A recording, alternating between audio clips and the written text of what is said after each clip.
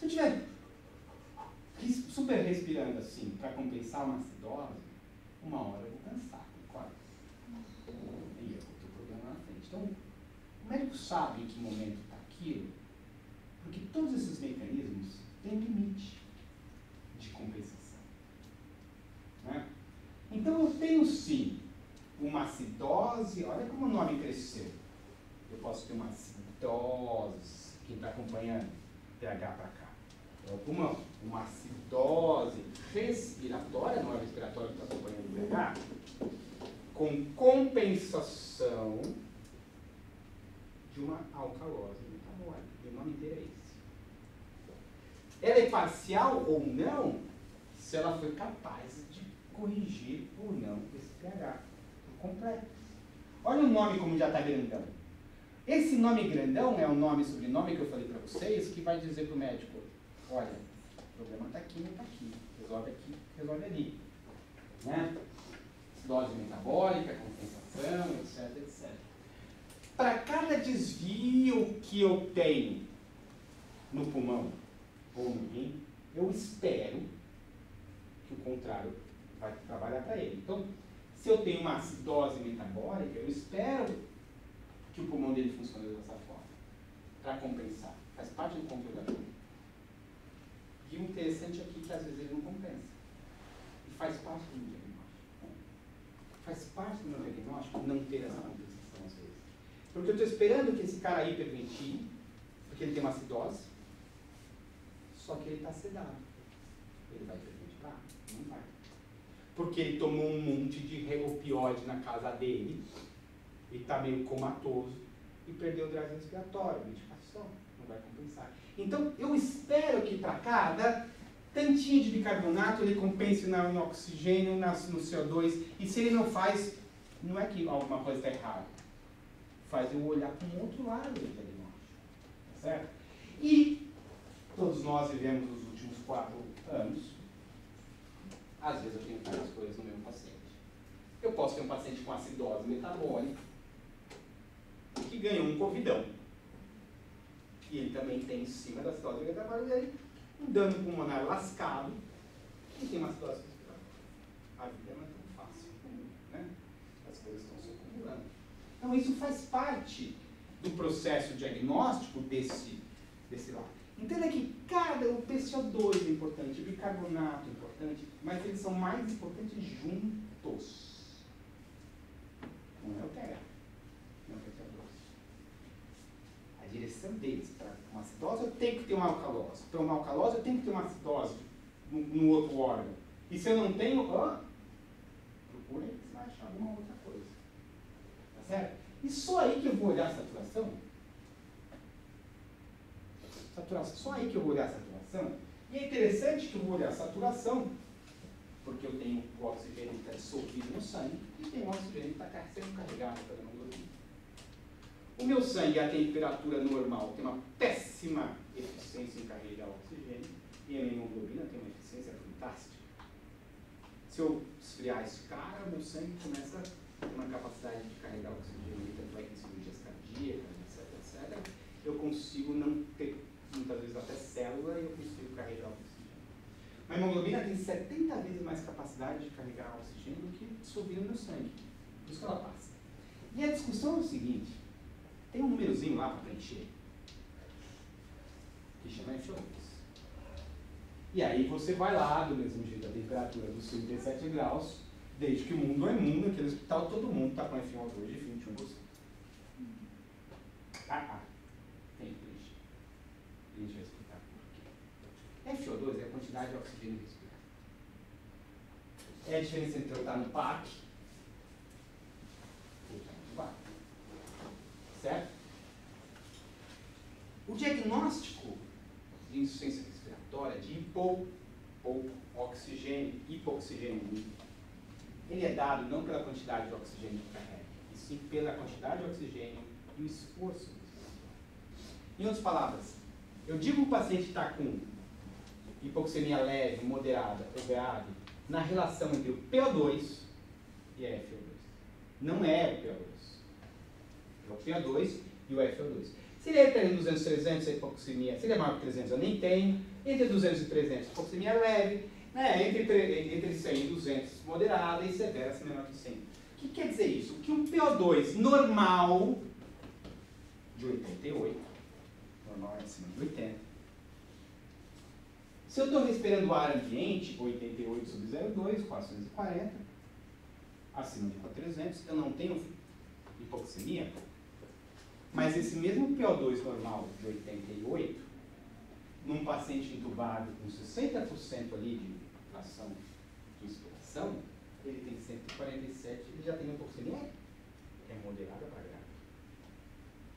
Então, o PO2 não é o que dá o diagnóstico para o médico se ele precisa de tubo, não. É o PO2 é PO2. A máquina faz esse cálculo para você. De que você preenche aquele númerozinho.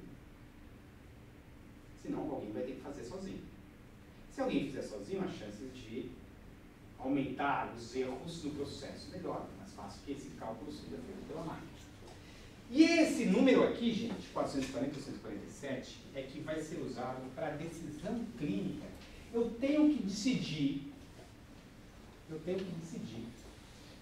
se eu vou botar um catéter, se eu vou botar uma máscara, se eu vou entubar o paciente, se eu vou botar o paciente numa terapia que chama ECO2, que resolve, tira o CO2 do paciente, ou se o paciente é ECMO. É esse número que eu vou decidir. Não é o PO2. E é uma decisão complicada, que está na literatura. Não adianta ficar botando catéterzinho e cara com hipoxemia grave.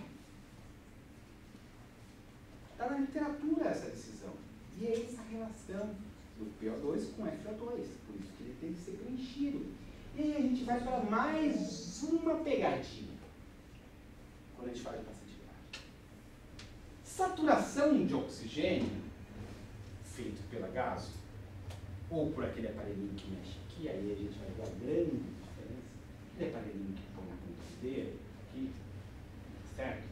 Em princípio ele está dizendo a quantidade de oxigênio ligado à hemoglobina e a quantidade de oxigênio, a quantidade de hemoglobina livre e oxigenada da saturação. No paciente na casa dele, no parque, entendeu? Tá tudo bem. Mas a vida como ela é, dentro de uma UTI, é bem diferente disso. Eu tenho um monte de outras hemoglobinas, sem ser a sem oxigênio e a com oxigênio. Eu tenho a hemoglobina sem oxigênio e a com oxigênio, que é o que veio aqui da aparelhinho. Mas eu tenho a hemoglobina ligada a monóxido de carbono, hemoglobina destruída, hemoglobina fetal, hemoglobina ligada a sulfato. No paciente estável, na casa dele, que não fez nenhum ABC de tomar nenhum remédio, etc, etc. As outras têm significado 0,01%. Num paciente na UTI, não é assim. Tem um montão de medicações dentro da UTI que vão gerar isso aqui. Essa hemoglobina, por exemplo, com carboxihemoglobina, com monóxido de oxigênio, não é só porque eu respirei o escapamento de urina. Eu produzo monóxido de oxigênio dentro do meu corpo, de reação. No paciente da UTI, eu tenho um montão delas que eu não estou enxergando se olhar isso aqui. Então, por isso que alguns preferem, que alguns UTI, pediatria, é ter, olhar essas hemoglobinas fortes, porque a saturação de oxigênio é diferente, a gente tem o nome da fração de oxigênio de hemoglobina oxigenada. Saturação é só mais simples, que é essa aqui, ó. Na UTI, eu tenho um montão de outras hemoglobinas que podem ter, que faz parte do diagnóstico, né? E que vão me dizer, olha meu caro, é esse remedinho que você está dando aí, suspende esse remédio para ver se melhora o oxigênio desse paciente. A gente tem hemoglobina fetal nos bebezinhos que podem ficar mais tempo ou menos tempo, que transformam isso, porque, claro, dentro do útero a gente não usa pulmão, primeira vez que usa pulmão é a hora que começa a berrar, então os transportes são diferentes, a gente usa a tal da placenta, então a hemoglobina é diferente. Quando o cara está para nascer, eu começo a trocar essa hemoglobina fetal pela hemoglobina que a gente tem hoje, e eu quebro essas hemácias que carregavam a hemoglobina fetal, para as hemácias novas surgirem com a hemoglobina do adulto. E quando eu quebro, eu tenho hemólise. Quando eu tenho hemólise, eu fico amarelinho. E não tem bebezinho que fica amarelinho? É exatamente por esse motivo, é a troca. Agora, ficar amarelinho por muito tempo que é problema, né? Eu tenho uma tal da metahemoglobina que deixa o pacientezinho azul, que pode ser por medicação. Normal, nitrato na UTI pode fazer isso. Pode ser intoxicação por alguma coisa de fora. Nitrofurantoína faz isso, Dapsona, que é usado para hanseníase, faz isso. Então, que pode estar levando o paciente a se intoxicar, pode estar levando esse meu processo de carregar oxigênio ficar muito ruim. E se eu estou carregando oxigênio ruim, não precisa nem estar muito ruim. E esse paciente já tem uma DPOC com um probleminha no pulmão, uma insuficiência cardíaca, aí é o carinha que está ali cambaleando para empurrar. Eu posso ter a carboxiemoglobina e dizer, olha, é aquela coisa do escapamento, né? É, aquela coisa do escapamento também. O cara traz forno para dentro de casa, anestesia. E minha namorada morreu por causa de uma churrasqueira. Verdade. Um dia frio, traz a churrasqueira para dentro de casa, fecha as janelas, está normal frio, e passa a noite abraçadinho, respirando, né, a fumaça da churrasqueira e amanhece passadinho. A gente teve esse ano passado, se não me engano, 4 jovens que morreram dentro de uma BMW lá em Santa Catarina, não é isso? Por causa disso. Os 4 estavam lá, no calorzão, tomando cerveja, que ainda é negócio, entraram em BMW, a BMW tinha um escapamento modificado para fazer mais barulhão, para ficar bonitão. A fumaça do escapamento entrava, eles não perceberam, bêbados dentro do carro, ar-condicionado, o carro tinha que estar funcionando, o ar-condicionado está funcionando. Os 4 morreram dentro do carro. Jovens, Santa Catarina. O cara fez um casamento e virou e falou assim, começou a chover e falou, não, ninguém vai embora, no casamento. Tinha uma churrasqueira, trouxe a churrasqueira toda dentro de casa, fechou a janela, estava chovendo muito. Certo? 40 pessoas por consumo. Não é tão difícil. Olha lá, 50 mil pessoas por ano vão por causa de intoxicação nos Estados Unidos. Morrem 430. Mas 50 mil pessoas morrem. Tem o bebezinho que fica amarelinho pelo monóxido de carbono e pela bilirrubina, né? Sai bilirrubina e sai monóxido de carbono quando quebra a moléculazinha, a hemólise aí, ele fica mais amarelinho, então eu consigo olhar mais precocemente se esse bebezinho vai ficar ou não vai ficar amarelo antes da bilirrubina aumentar, com a carboxi. A gente olha aqui, ó, a carboxiemoglobina, ela é muito mais sensível e específica do que a grande meia boca da bilirrubina. Ela é muito mais sensível e específica. Né? Por que eu uso? Estamos quase terminando, hein? Desculpa aí. Por que eu tenho eletróleo? Eu tenho eletróleo porque eu costumo dizer 2 formas. Primeiro, que eu tenho que estar limpo. Segundo, que quem gosta de Marvel, de DC Comics, tem o carinha que é o Magneto. Eu não quero ser Magneto. Então, as cargas positivas do meu corpo só tem que se equivaler com as cargas negativas. Ponto assim, para não ficar segurando sendo Magneto. Acontece que, há 120 anos atrás, eu não tinha capacidade de medir tudo. Então, 2 caras, o Hannes e o Hasselblad, diziam o seguinte, ó, você vai medir um monte de coisa aqui de um lado, sódio positivo, cloro negativo, bicarbonato, mas tem umas proteínas aí, deve ter mais coisa no meio que eu não consigo medir. Então, vai existir um espaço entre as cargas positivas e negativas, não porque exista, e sim porque eu não estou medindo. Né? A gente chama isso de random gap. É um espaço que eu espero que, se tiver aumentado, significa que eu tenho outros ácidos ou outras bases lá. O cara se intoxicou tomando aspirinas. Por exemplo, modernamente, esse random gap diminui porque eu consigo medir cálcio, eu consigo medir lactato, eu consigo medir magnésio. coisas que eu não media 120 anos atrás. Né? Eu tenho que dizer que os positivos, lá, o sódio, o potássio, o magnésio, o cálcio, os negativos, cloro, não sei o quê, ainda formam umas proteínazinhas aqui que eu não meço. Se essas proteínas aumentam, significa que eu tenho outros ácidos no meu corpo. E eu vou chamar a atenção exatamente aí. Eu vou mencionar se eu tenho metanol, se é aspirina, se é insuficiência renal. Vou dar uma olhada, opa, se isso aqui está aumentado, procura ver se esse cara não está tomando alguma coisa aqui. Nome e sobrenome da minha gasometria. Eu tenho que saber aonde é o problema até o final. Né? Isso aqui já fala. Então, uma gasometria, para terminar, ela pode ser dessa mais básica possível imaginar, eu ter pH, PCO2, PO2 e lactato. Nesse caso aqui, ar ambiente, todo mundo está mexendo direito. Uma acidose, concorda? 7.2. Aqui, ó, está superventilando, tá certo? Então eu tenho uma compensação respiratória, né? Aqui. PO2 está baixo, pode ser que isso seja venoso, pode ser que esteja misturado, né? A vida como ela é. Bicarbonato baixinho, uma acidose.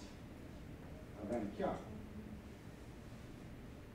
Saturação baixa. Então eu acho que uma acidose metabólica com compensa. Quem está acompanhando? Quem está acompanhando o pH? Bicarbonato. Aqui eu tenho uma prova. Então é uma acidose metabólica com compensação respiratória parcial, porque eu não consegui resolver o pH. Tá certo? Eu vou dar assim, posso olhar isso, tá, me dá por satisfeito? Ou eu posso pegar uma gasometria em que eu vou ter minhas continhas, né? PO2 com HO2, que eu vou ter bicarbonato de moda base excess, o anion gap, eu vou ter várias formas disso que eu não falei aqui, além de glicose. Ah, mas será que, lembra que ali no acidose respiratória podia ser rim? Podia, né? Insuficiência renal. E se minha máquina me entregar já de cara a minha creatinina e minha ureia? Olha.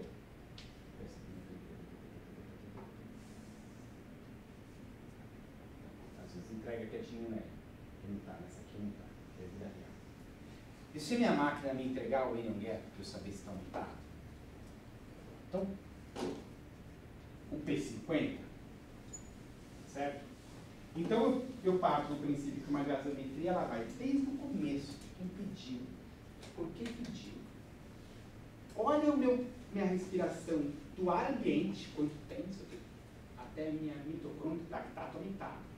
Eu posso olhar dessa forma, eu posso olhar dessa forma. Ela vai de todas as formas. Então, eu adoro a gasometria, aqui está meu contato.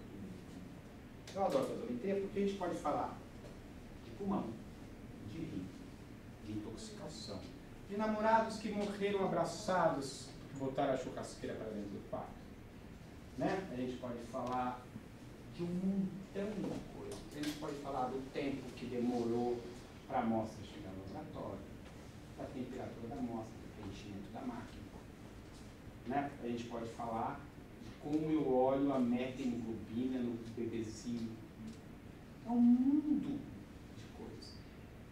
Sendo claro, eu acho que existem poucos, muito poucos exames, entre aspas, conjuntos de exames, que te dão tantas informações quanto uma gasometria. Eu digo que um dos únicos exames que dão tanta informação é o exame de urina.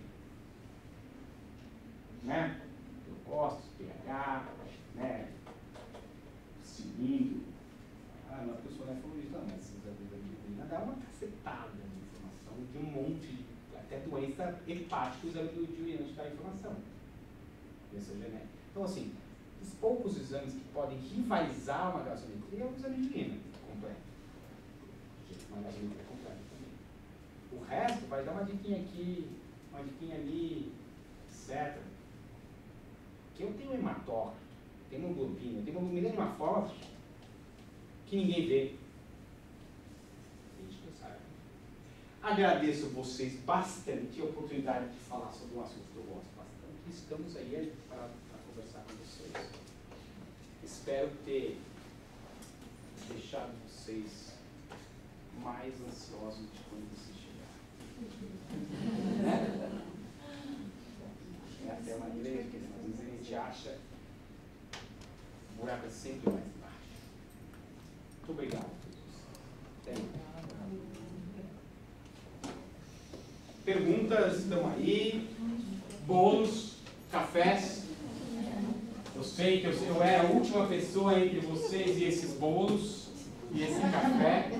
Eu senti essa pressão de ser um obstáculo no final até vocês, e o bolo, e o café. Mas é sempre um enorme prazer falar com vocês.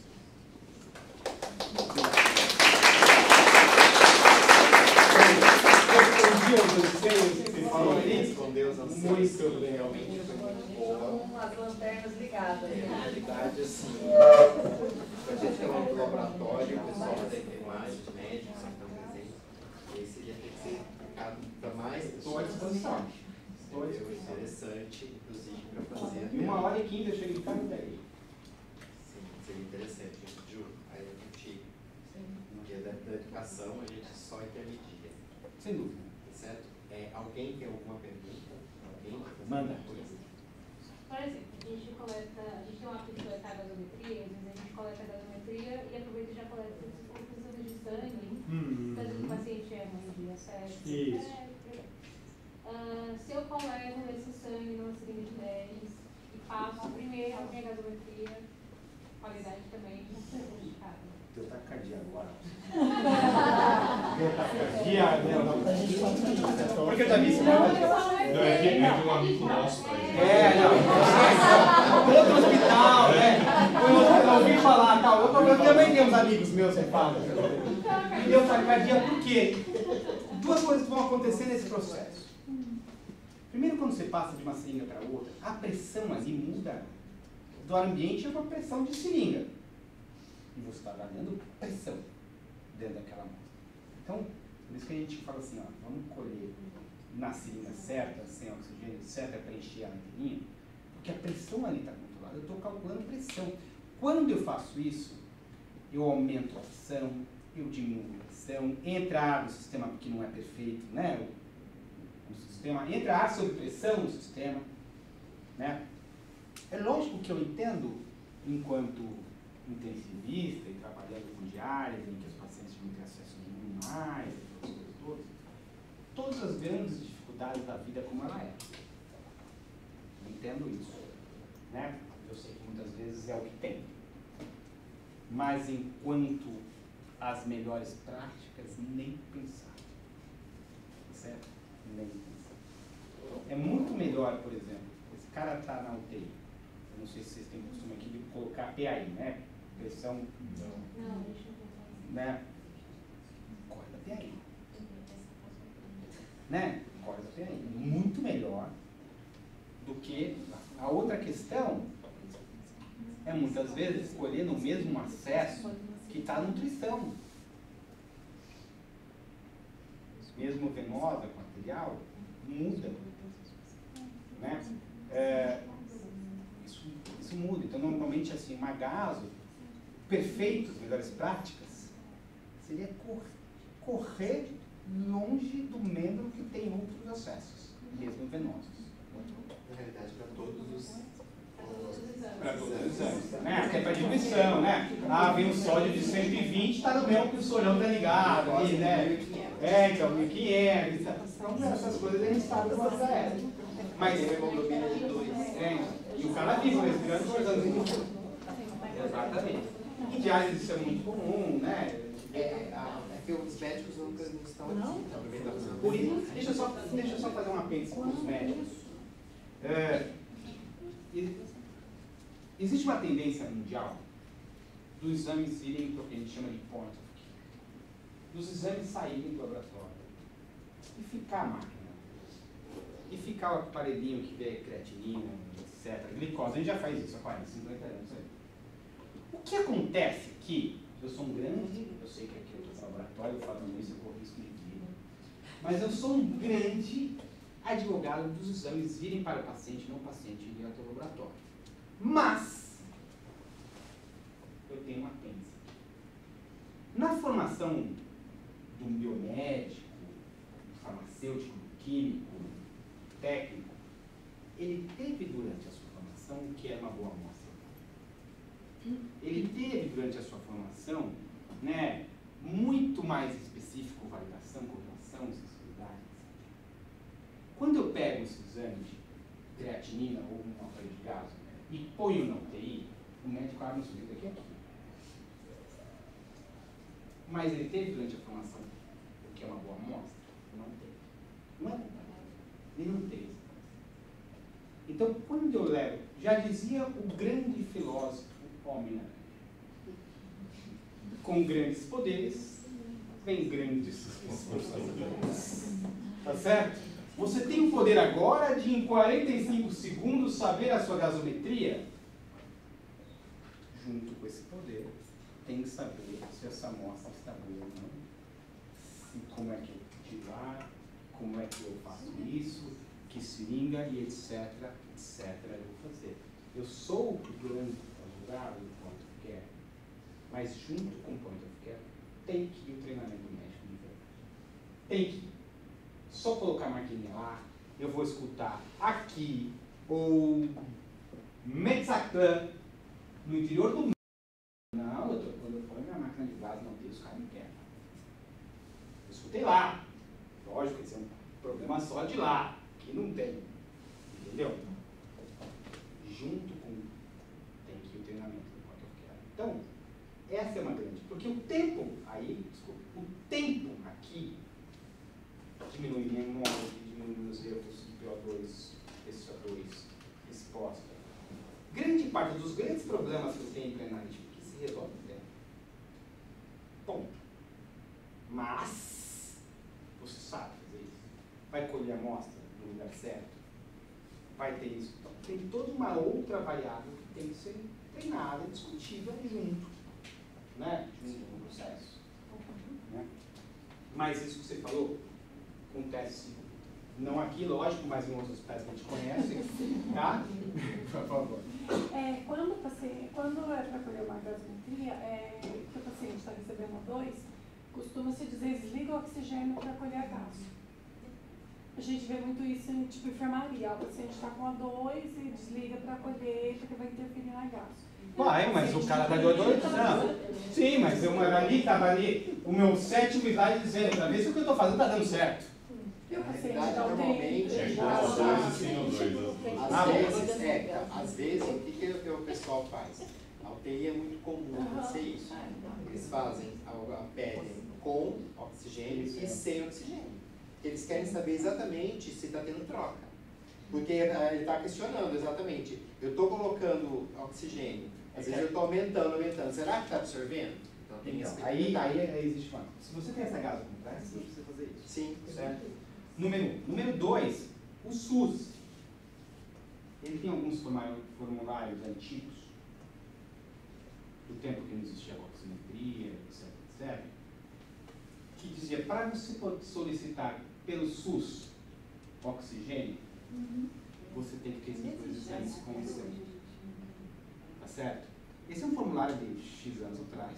Lembrando que oximetria que a gente está falando aqui é um negócio novo, viu, gente? Começou no Brasil há 20 anos atrás, 20 e poucos anos atrás. Até 20 e poucos anos atrás não existia oximetria. Começou nos Estados Unidos nos anos 90. Tá certo? Então, porque eu não vejo meta-hemoglobina, não tinha há 20 anos. Quando eu, infelizmente, não sou obrigado a falar isso. Eu fiz faculdade, não tinha oximetria no Brasil. Eu comprovei que eu sou mais velho que não faz. Então, não tinha oximetria no Brasil.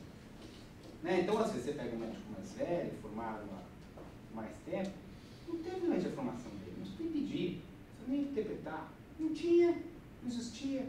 O formulário do SUS que pede com oxigênio e sem oxigênio é do tempo antes, até porque também o SUS assume que, infelizmente, poucos hospitais dentro da sua rede não têm oximetria. Se precisasse, não precisava fazer isso. Certo? Como sempre. Agora, só ser 100 para ver como é que é o paciente 100, não vai. Essa é a questão do formulário. Que mais? Quanto tempo tem o O2 para eu coletar?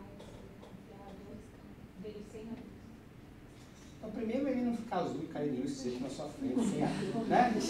Essa é a grande, essa é a primeira coisa. Você olha, o médico falou que é 15 minutos, cara. Não. Primeiro assim, facilmente, é uma questão de ventilação. Qualquer minuto já impacta. Né? Qualquer minuto. Então, provavelmente o cara deve falar, fica 2 minutinhos ali e já impacta.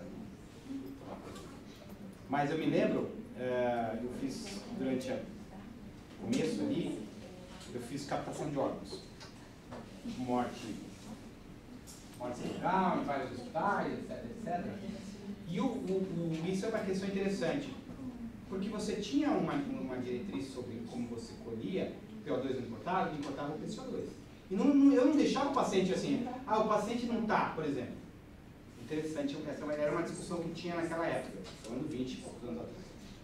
A discussão era assim, eu tinha de desligar o ventilador e ver se o paciente respirava sozinho. Se ele respirar sozinho, é que o cérebro dele está funcionando. Se ele não respirar sozinho, significa que o cérebro está funcionando, tem morte cerebral, vamos fazer a doação. O que acontece é que se eu tirar seu oxigênio e você não respirar e passar muito tempo, aí você vai morrer mesmo. Concorda? Então, a discussão naquela época, 25 anos atrás, era você desliga, mas você não espera esse CO2 subir. Você vê a tendência que está subindo, o cara não está ventilando. Subiu rápido demais, você não vai deixar, olha, 30 minutos ele não respirou ainda, mas já morreu, se não estava, agora está, entendeu? Então é uma questão de tendência, e é o CO2, porque eu quero ver o meu cérebro mandando no meu pulmão autonomamente. Não é o PO2, é o PCO2.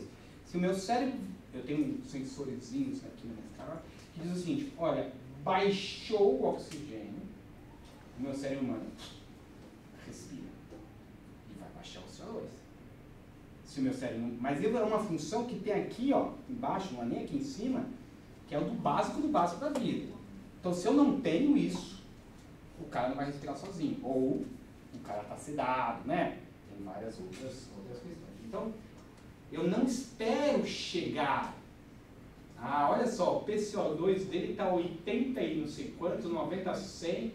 Mas já morreu, né, filho? Não estava. E até uma discussão naquela época. Então, é a tendência, né? Por ali, não vou esperar mais que 5, 10 minutinhos. Tá certo? Senão, quem estava contando, Vou aproveitar, gente, uma da seguinte. O pessoal estava perguntado a capacidade de 2 ml, de 4 ml, mas a indicação da bula eles falam para de 2 a 4. Então tem essa variação. Só que assim, a seringa da Sarst é uma das melhores seringas, assim como a BD. São as duas melhores seringas que existem no mercado. Ambas são de heparinas líticas, tá? Então elas não interferem nos eletrólitos. Tem que lembrar isso, tá? E outra coisa também, eu sei que ela é muito difícil de puxar o volume. Porque tem que ser justo mesmo para não passar o ar em volta. Exatamente. Né? E aí, o que acontece? Tomar muito cuidado, porque o pessoal, quando vai fazer coleta, eles fazem essa aspiração e deixa 1 ml por ar. Falei aqui.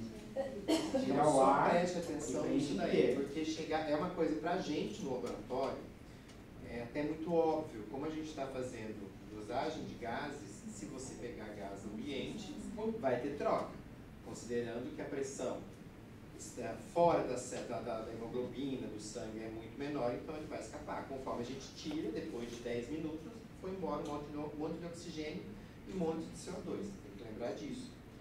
Então, o que eu sugiro para vocês? Repliquem essas informações.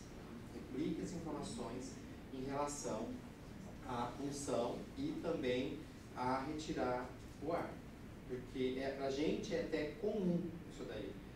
É até meio sensitivo, né? Intuitivo isso daí. Mas tem muitas pessoas que elas não pensam. Porque elas trabalham praticamente com produção. Eu entendo que a enfermaria, principalmente as enfermarias PS mais ainda, e emergência, o negócio tem que ser meio correndo.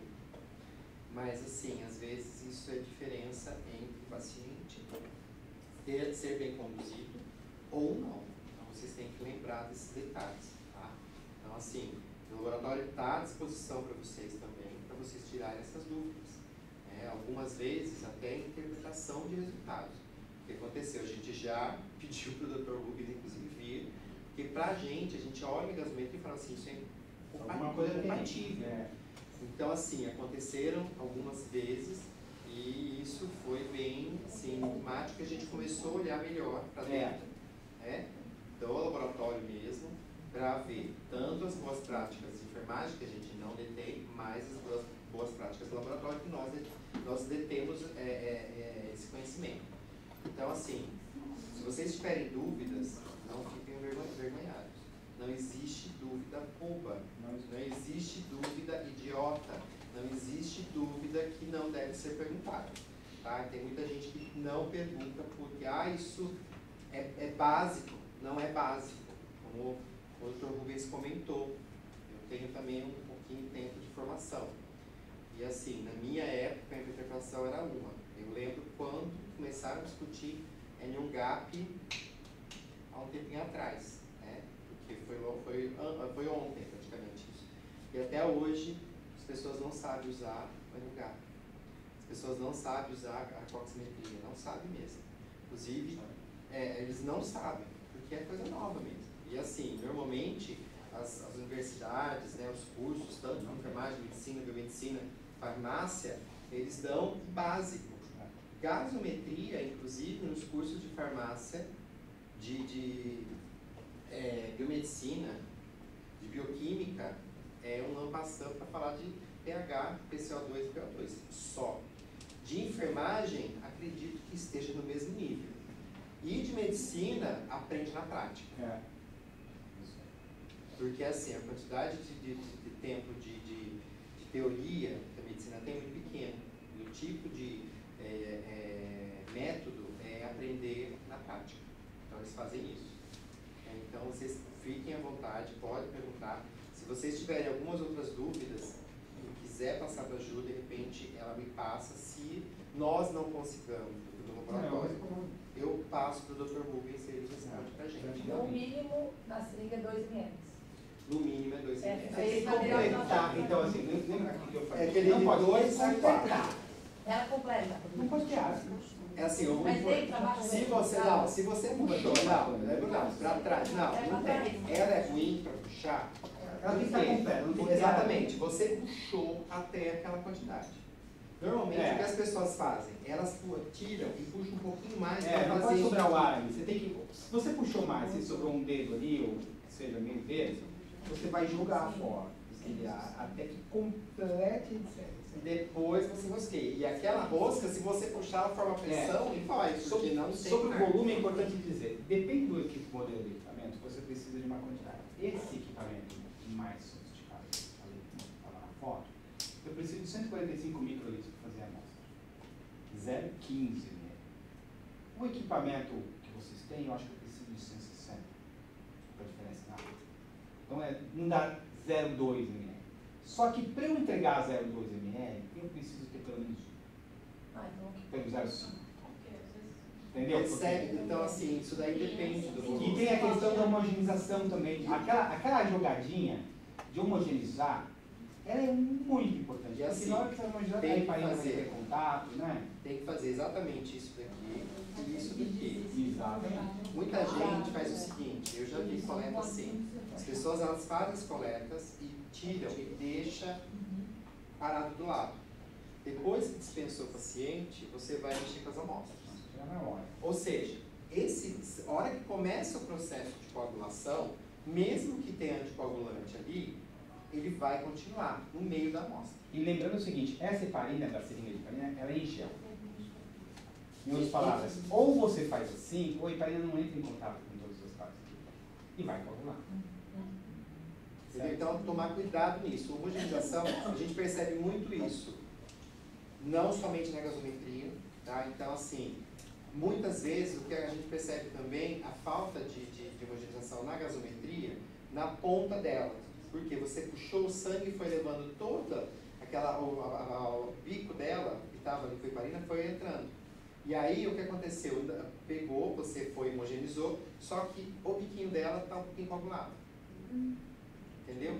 Se tiver só esse coágulo, não vai ter diferença. O problema é até que ponto aquilo ali não vai entupir o equipamento. Já me perguntaram até assim, a pergunta foi, olha, mas não dá para usar coagulado? Aí, sabe a minha resposta? Eu uso, só que você não vai ter mais nenhuma gasometria. Porque vai entupir ele. Existe até uma eu pecinha, não vou conseguir. Eu não sei se tem aqui. Tem cataguado. Tem um cataguadozinho que você coloca ali para limitar essa andada da... Melhorou muito depois que a gente colocou. Porque a gente perdia muito material. Então melhorou muito. Então preste atenção em relação a isso, a essas coletas. É uma situação, gasometria, principalmente arterial, é uma situação delicada, vocês sabem que dói demais, causa muito trauma, é muito invasivo, tá? Quem já sentiu a pulsão sabe o que é. Então eu já tive, né? Eu fui ensinar a fazer coleta de gasometria e ter o meu braço, doeu muito. Então esses detalhes tem que tomar cuidado. E uma outra coisa também, lembre-se, a seringa de gasometria só serve para gasometria, não serve para fazer mais nada. Além de ela ser muito mais caro que a outra, se você usar para já aconteceu o seguinte, das pessoas pedirem para colocar procedimentos na gasometria. Aí dá para incluir tal exame, pedir só na gasometria. E o vice-versa já aconteceu. De colher o material, sangue, em tubo, falou, dá para incluir gasometria? Já aconteceu. Dá, mas o resultado vai ter que ser com aquela benevolência, né? Dá uma outra informação por nossa situação de campo mesmo. Até o cálcio iônico que vocês pedem, se a gente deixa destampado o tubo, ele altera, cai muito. Então a interferência do ar é muito grande nos eletrólitos. Tá? Lembrando também, não somente nos gases. Tá bom? Eu achava que a gente tinha algumas arestas para parar, mas acho que são bordas bem grandes aí. O cálcio é interessante que até se o cara, por exemplo, assim, se o cara tomou a nutrição dele até meia hora antes para medir o cálcio, dá diferença. Não tem engraçado, você comeu antes. Você tomou nutrição interal ou parenteral antes de você colher o cálcio. Quando chega ali, o seu corpo entende que ele tem que colher o cálcio. Então existe uma variação na absorção de cálcio intestinal rápida por causa da sua digestão e vai alterar o cálcio. Então eles falam, o cálcio único tem que estar longe da refeição. Por isso que a gente pede para ter jejum. E assim as Por pessoas exemplo, entendem entre outras variáveis. tá? Mais alguém tem alguma pergunta? Pode dizer. Pode ir com escalpo? Pode. Sim, mas vamos olhar as variáveis. Você tirou o ar bonitinho desse scalp, né? E você, ok, vai colher, imediatamente você vai tamponar. Agora, a pergunta que não quer calar. A seringa que você consegue usar o scalp, porque é a mesma seringa da gasometria, você vai passar. Não, isso aí dá para conectar no gás com e depois se... Pode dar. Desde que o ar não tem. O nosso scalp ele tem O lua, a rosca. O problema maior é o seguinte, o problema do scalp é o ar dentro do scalp, dentro de todo o percurso. Só fazer um outro adendo aqui. Às vezes você vai fazer um scalp e você vai usar um scalp 20 para lá, você não quer machucar o paciente. Né? Você não quer dar dor, você usa uma seringuinha muito fina. E aí essa seringuinha fininha faz hemólise. A agulha dele faz bem, quanto menor a agulha, mais fácil fazer hemólise. Exatamente.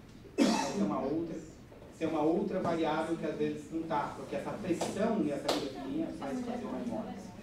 Agora, sei lá, usei o scalp com agulha, sei lá, 19, né? Ou para baixo.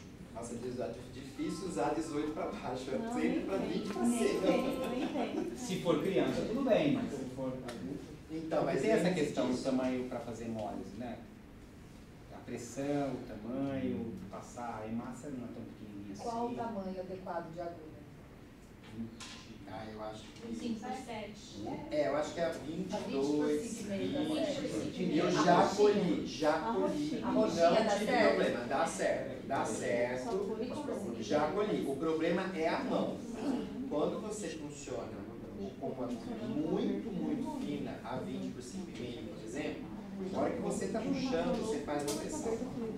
A agulha, a seringa de gasometria, por si só, ela é muito bem vedada, então não pode escapar ar. Então, a pressão que você vai fazer é maior. Tudo bem, você pegou a artéria, normalmente a artéria, como ela pulsa, então ela joga. Só que essa seringa é mais difícil de fazer isso. No mínimo aqui para 22. No mínimo. A 22 seria interessante. 2G, tá? Não, é 20%. É 25% ou 30%. Na verdade, pode ser, depende da profundidade. Para colher radial, né, para colher lunar, então é 25%. Aí quem consegue ter o olho de ficar vermelho pode colher. Aí aqui, normalmente, quando se colhe aqui, vem muito mista, tá? Bem braquial, é muito mista. Mas você vai aqui para cima se você não encontra embaixo. Já está, né? Já está no A taxa que é de quadro ideal é de 2 a 4. Você de 2 a 4 e joga fora o que sobrou na hora e homogeneiza na hora. Né? Menos do que 2, que 1, 2, não é ruim, porque a chance de coágulo é maior, né? Apesar de você só precisar de 0,2, né? Você tem que ter um espaço que você... É que às vezes a gente usa mais volume. Tem que lembrar o seguinte, a gente repete a gasolina. Então assim, se vocês mandam uma quantidade muito pequena, não dá. Primeiro, o bico da seringa às vezes pode estar coagulado, então a gente vai jogar fora aquilo ali, tá? Porque a gente tira, faz o teste com a seringa, mesmo usando catacoágulo. Por quê? Se você coloca o catacoágulo, tem um coágulo, a hora que você aperta, ele faz pressão e o catacoágulo sobe. Então você tem um acidente dentro do laboratório. Então a gente tenta tirar esse coágulo do bico, né? Depois que viu que saiu, que não tem nada, só um pouquinho, pode até colocar e usar.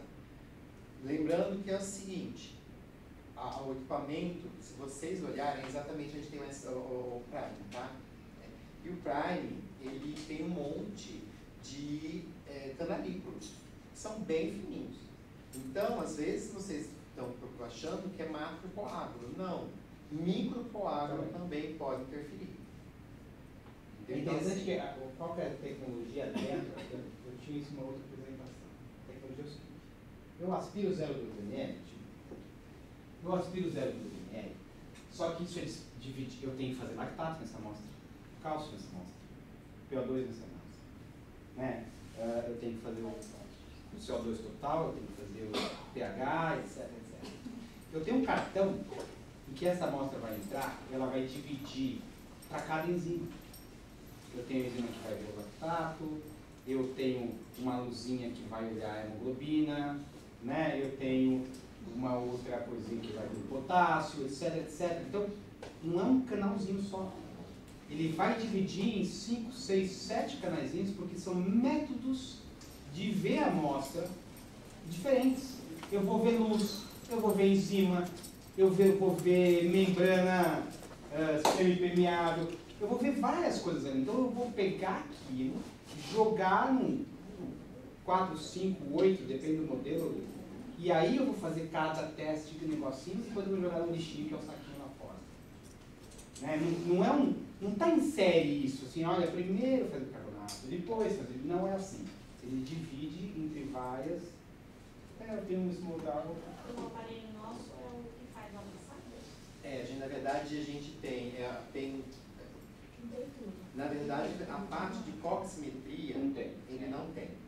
Ele tem uma mistura do básico com os eletrônicos. Entendeu? O que a gente não pega e não faz ali, porque assim, também tem espaço, né? Então depende do modelo para caber o espaço do eletrônico. E aí, por exemplo, não tem magnésio, porque eu tinha que escolher entre... Na verdade, eu tive que escolher entre algumas coisas. E aí a gente foi montando. Por quê? Porque os demais a gente faz a bioquímica. Aqui, ó, tem esse aqui, tem o hematócrito, hemoglobina, tá? Tem também a saturação, né? A gente não tem esses daqui. Não tem esse daqui, tem o sódio, potássio, cloro, cálcio e lactato. Isso. E glicose. Não, glicose. Não, tem glicose. Não tem magnésio, não tem bilirrubina, não tem creatina, não tem ureia. Não tem. Tá? Então, assim, que a gente antigamente, quando foi comprar, a gente teve uma discussão. A gente já teve uma aula assim, há algum tempo atrás, só que foi a professora que fez a aula, que eu tinha conversado com ela, faz muito tempo atrás mesmo, tá? Hoje faz mais de 10 anos, faz 15 anos isso. E teve uma discussão muito grande, por quê? Porque na época a gente estava falando de Yunga e o pessoal não sabia o que era. Então, assim, a gente ia oferecer, apesar, a gente ia oferecer isso. Tanto que o nosso laudo não tem, mas o nosso plano faz. Calma, para você ter ideia. Essa é uma das discussões que muitas vezes não vai no laudo, às vezes você vai enviar vai vir um monte de cálculos que não estão lá, por questões do sistema, que às vezes é útil a gente canto. Até o histórico, isso é uma discussão que eu já tive. A máquina, às vezes ela tem um histórico de vários dias. Né? Você pode pedir, eu quero ver o histórico. Ela imprime um histórico de variação também. Então eu tenho algumas capacidades que nunca vão ser passadas pelo software. Só quando você tiver com a fita na mão, é que muitas vezes você vai conseguir olhar. Eu me lembro uma vez que eu estava montando essa aula aqui, na verdade, uma outra versão, viu que aquelas últimas imagens tem um negocinho que eu apaguei lá no hospital. E eu estava lá, aí eu cheguei com minha esposa, que é médica, e falei assim, ó, vai lá no seu hospital, pega uma filipeta para eu tirar uma foto aqui e vou botar na minha mão. Aí ela voltou à noite, não. O resto, não tem. Tem. A máquina é minha, eu sei o que tem nessa máquina aí. Né? Tem. Amanhã você volta lá. Né? E fala que você quer a fita total. Né? E falou, foi no laboratório, voltou com uma fita melhor e tal. Falou assim, não, o pessoal do laboratório falou que cobra mais caro assim, de mim. Exatamente o contrário, né? Se você está lá, o sódio já está feito, né? Já está feito, né? O lactato já está feito, né? Aquela coisa, é mais barato, tal, não sei o quê. Aí eu virei, às vezes quando eu gosto de incentivar a discórdia. Aí eu virei para ele assim, chama o pessoal da Corinha lá, fala que vou dar uma aula de resumo. Aí deu uma aula para os presidentes do hospital. O hospital até grande, antigo. E aí, no dia seguinte, foi a desordem. Buscar, queriam todos os exames, aquela coisa toda. E aí a filipeta para um desse serviço do médico de emergência. Não precisa, o cara que está na enfermaria, né, que está vendo assim, não faz diferença. Mas para a UTI, eu acho que faz muita diferença, né? Faz diferença alguns cálculos, faz diferença que você consegue ver alguns dadinhos ali, que você consegue olhar e enxergar ali, desde copo, sabe? Não quero gerar atrito. Pessoal, eu acho que a gente vai encerrar, né? Muito obrigado a todos. Mas ninguém vai comer o bolo? Vai, tá bom. Eu imagino que o bolo está bom. Vamos fazer. Estou super à disposição, se vocês quiserem retrucar e venho fazer. E aí você vê a parte de fazer outra volta. Isso, também tem essa. Foi bem aí. Tomei cuidado no falar.